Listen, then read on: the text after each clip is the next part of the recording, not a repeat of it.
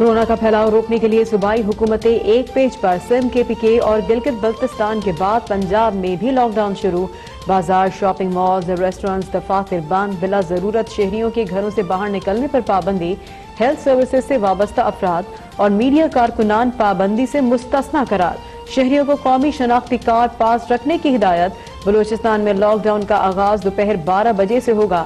آزاد کشمیر میں گزشتہ رات سے لاک ڈاؤن جاری. سول انتظامیہ کی مدد کے لیے ملک بھر میں فوج تعینات.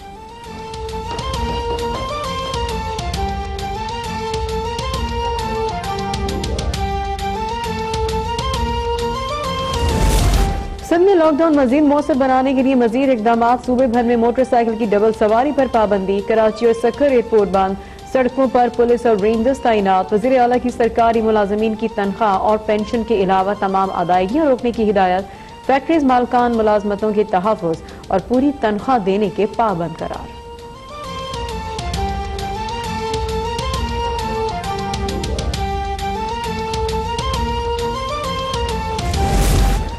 کورونا سے نمٹنے کے لیے پاک فوج سول انتظامیہ کے شانہ بشانہ. DG ISPR major general Babar Iftikhar کی پریس کانفرنس.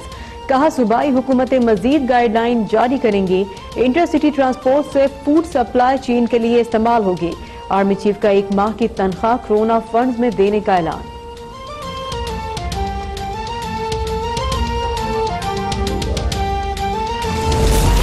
ستر لاکھ دہاڑی دار افراد کو 3,000 روپے ماہانہ دیے جائیں گے. ایکسپورٹرز کے لیے 200 ارب روپے کا ریلیف پیکج. تعمیراتی صنعت کو بھی بڑا ٹیکس ریلیف دینے کی تیاری. وزیر اعظم معاشی پیکج کا اعلان آج کریں گے. وزیر اعظم کی ذخیرہ اندوزی روکنے اور کھانے پینے کی اشیاء کی فراہمی ہر صورت یقینی بنانے کی ہدایت.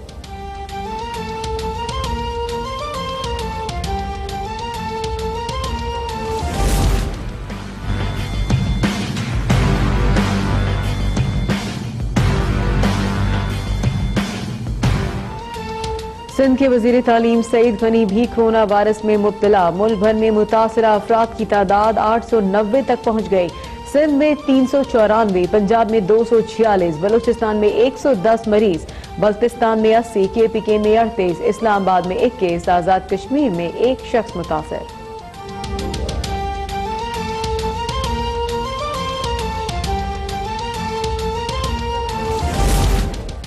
قطر میں پھنسے پاکستانیوں کو لے کر خصوصی پرواز اسلام آباد پہنچ گئی. پرواز QR 632 کے ذریعے 40 مسافر دوحہ سے اسلام آباد ایئرپورٹ پہنچے.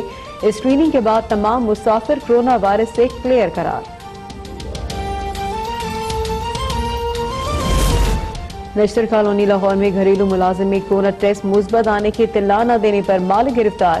طاہر سعید کے خلاف کورونا وائرس پھیلانے کا مقدمہ درج. گوجرانوالہ میں پولیس کا کریک ڈاؤن. سینیٹائزرز اور ہینڈ واش کی 5000 بوتلیں برآمد. 3 ملزمان گرفتار.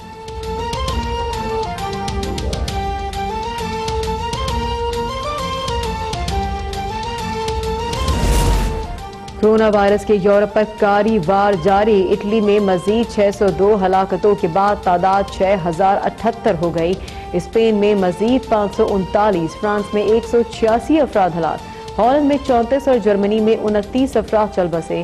برطانیہ میں مزید 54 ہلاکتوں کے بعد وزیر اعظم بورس جانسن کا لاک ڈاؤن کا اعلان. شہریوں سے گھروں میں رہنے کی اپیل.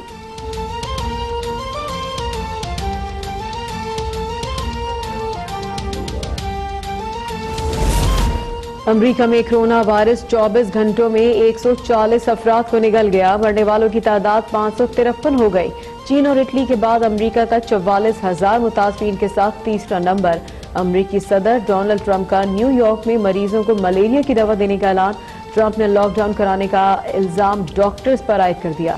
چند روز میں کاروبار کھولنے کا فیصلہ.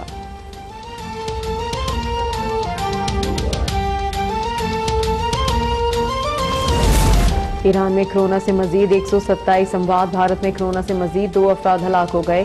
اموات 9 ہو گئیں. 467 افراد متاثر. بھارتی وزیر اعظم نریندر مودی قرنطینہ میں منتقل. چین میں مزید 7 افراد چل بسے. کورونا 195 ممالک میں ہلاکتیں 16,500 سے زائد ہو گئیں. 3,78,000 متاثر. 1 لاکھ سے زائد صحتیاب.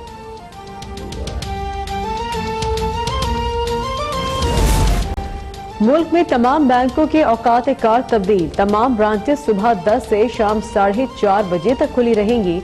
स्टेट बैंक की कमर्शियल बैंकों को सफाई का खास ख्याल रखने की हिदायत। वायरस का मरीज होने की सूरत में ब्रांच फौरी बंद करने का हुक्म।